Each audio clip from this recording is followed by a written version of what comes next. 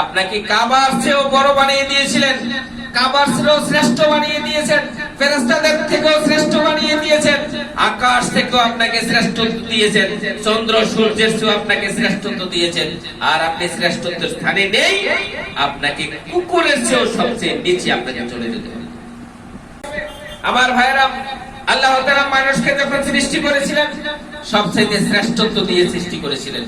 আল্লাহ তাআলা আদম আলাইহিস সালামকে যখন সৃষ্টি করেছেন তখন ফেরেশতাদেরকে ঘোষণা দিয়ে দিয়েছেন আদমকে সিজদা দেওয়ার জন্য। সূরা বাকারার 34 নম্বর আয়াত আল্লাহ বলেন, ওয়াইজ কুলনা লিল মালাইকাতি ওয়াইজ কুলনা লিল মালাইকাতি ইসজুদু লি আদম ফাসাজাদু ইল্লা ইবলিস। আল্লাহ তাআলা বলেন, ও ফেরেশতারা আদমকে সিজদা দাও। তখন সকল ফেরেশতারা জিবরাইল আমিন সহ আজরাইল আলাইহিস সালাম সহ সকল ফেরেশতারা আদম আলাইহিস সালামকে সিজদা দিলেন, ইবলিস ব্যতীত সবাই সিজদা দিলেন। এই সিজদা দেওয়ার মানে কি? এই সিজদা দেওয়ার মানে আল্লাহ তাআলা মানুষকে শ্রেষ্ঠত্ব দিয়েছেন, সম্মান দিয়েছেন। আল্লাহ তাআলা মানুষকে সৃষ্টি করেছেন সৃষ্টির সেরা বানিয়ে।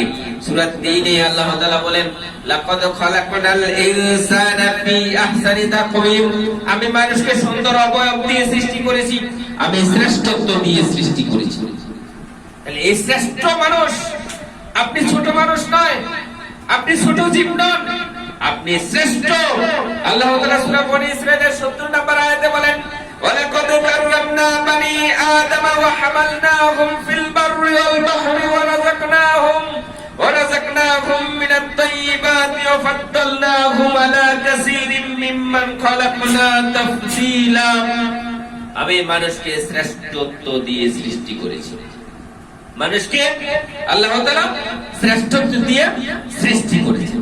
তাহলে আল্লাহ তাআলা সুন্দর অবয়ব দিয়ে সৃষ্টি করেছেন, আল্লাহ তাআলা মানুষকে শ্রেষ্ঠত্ব দিয়ে সৃষ্টি করেছেন।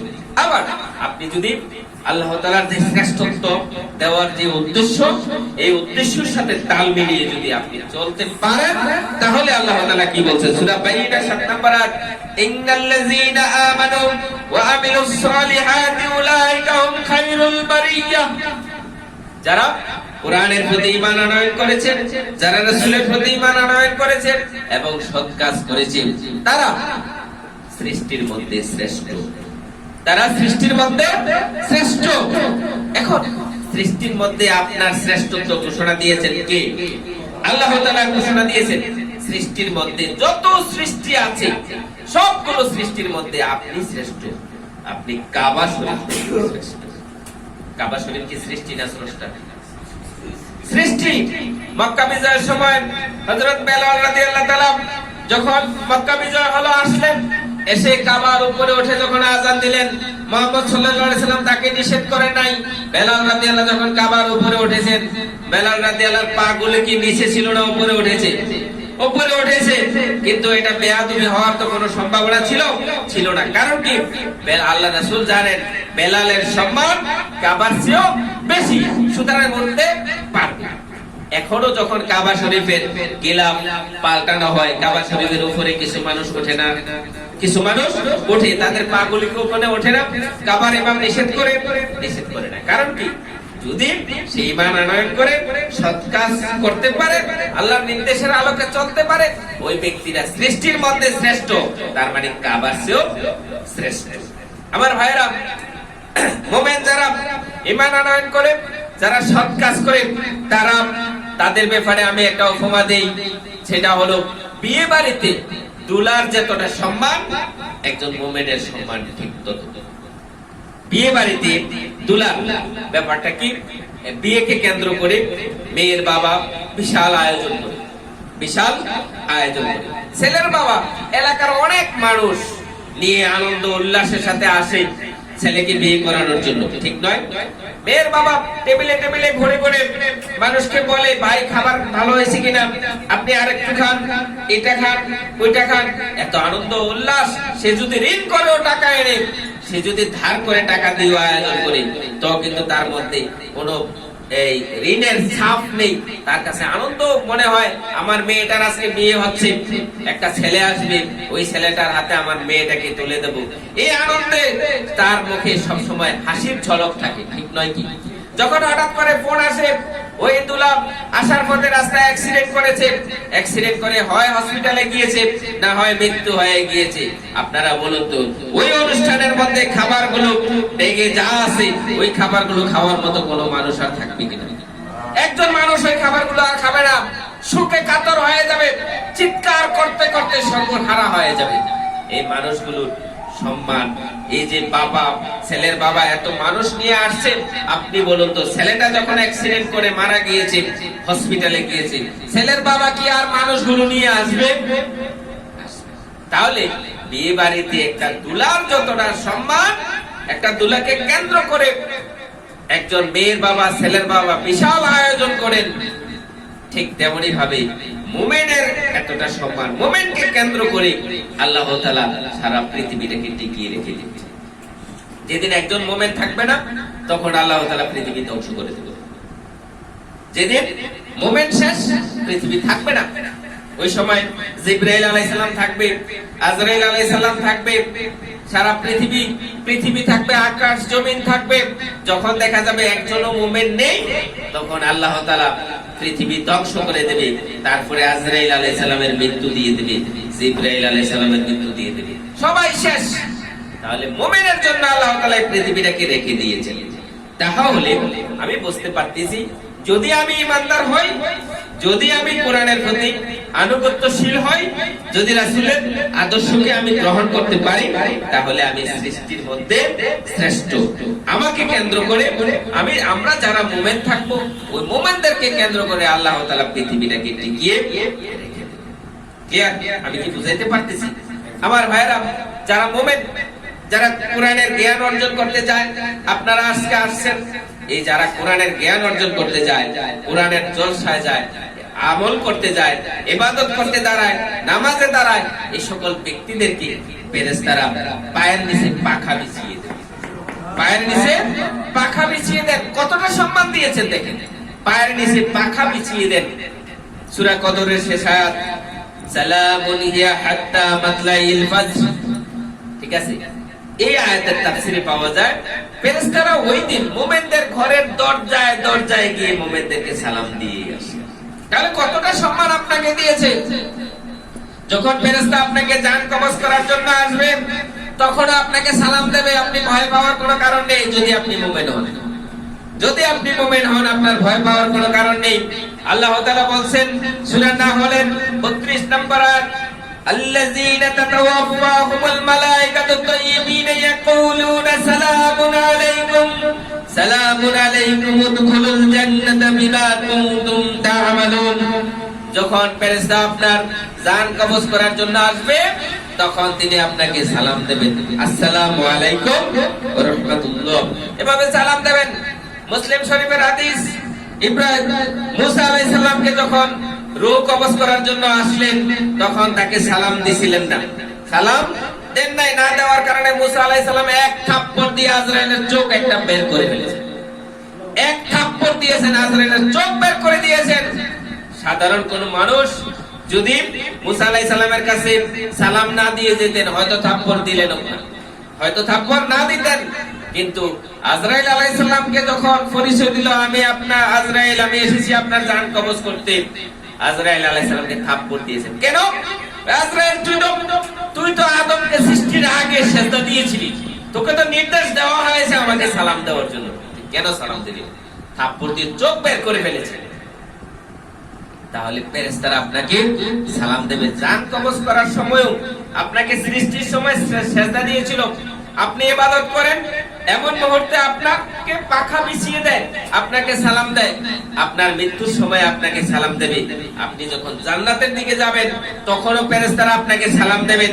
আল্লাহ তাআলা সূরা জুমারের 73 নম্বর আয়াতে বলেন, ওয়াসিকাল্লাযীনা তাকু রাব্বাহুম ইলাল জান্নাতি যুমারা হাত্তা ইযা জাউহা ওয়া ফুতিহাত আবওয়াবুহা وقال لهم خزنتها سلام عليكم।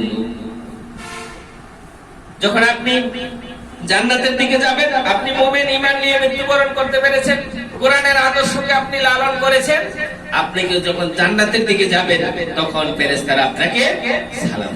কত সম্মান আপনাকে দিয়েছেন। আপনাকে কত সম্মান দিয়েছেন। সালামের বিধান কি? সালামের বিধান হলো বাবা ছেলেকে সালাম দেবে, ছেলে বাবাকে সালাম দেবে, শিক্ষক ছাত্রকে সালাম দেবে, ছাত্র শিক্ষককে সালাম দেবে। এটা জায়েজ, এটা জায়েজ। কিন্তু সুন্নাহ পদ্ধতি হলো ছেলে বাবাকে দেবে, ছাত্র শিক্ষককে সালাম দেবে। অর্থাৎ সম্মানের দিক থেকে যিনি একটু সম্মানী বেশি তাকে সালাম দেওয়া হবে। তার মানে আল্লাহ তাআলা মানুষকে সালাম দেওয়ার বিধান দিয়ে ফেরেশতাদেরকে দিয়ে মানুষের প্রতি সালাম দেওয়ায়া বুঝালেন যে তোমার সম্মান কত বেশি, কত বেশি। আল্লাহর বিধানকে নিয়ে আপনি যদি চলতে পারেন, আপনার সম্মান আল্লাহ তাআলা আকাশচুম্বী করে দিয়েছেন। কোথায় তুলেছেন আপনি কি খেয়াল করেছেন? এত সম্মান পেয়ে আপনি খুশি না বেজার? খুশি। তাই সম্মানের জায়গায় থাকার দরকার আছে না নাই? যদি সম্মানের জায়গায় না থাকতে পারেন তাহলে আপনি খুশি হয়ে লাভ কি? বেল পাকলে কাকে কি? আপনি লাভ হবে কি আপনি খুশি হলে? আপনি তো এটা খাইতে পারবেন না, আপনি তো এটা ভোগ করতে পারবেন না। সম্মানের স্থানে যদি আপনি না থাকতে পারেন, এই সম্মান আপনি পাওয়ার কোনো উপকার হলো না। আল্লাহ তাআলা বলছেন যে যারা সম্মানের স্থানে নেই তারা তো পশুর চেয়ে নিকৃষ্ট। আমার ভাইয়েরা, আপনারা একটু খেয়াল করেন, কম দামি চাল দিয়ে যখন আপনি রান্না করেন, কম দামি চাল দিয়ে ভাত রান্না করেছেন, এগুলি রাতের বেলায় রান্না করেছেন, রাতে খেয়েছেন, কিছু ভাত ছিল, ওই ভাতগুলো পচে গিয়েছে সকাল বেলায়, কয়েকটা ধোয়া দেওয়ার পরে এগুলি খাওয়া যায়, যায় না? কয়েকটা ধোয়া দিয়ে এই ভাতগুলো খাওয়া যায়।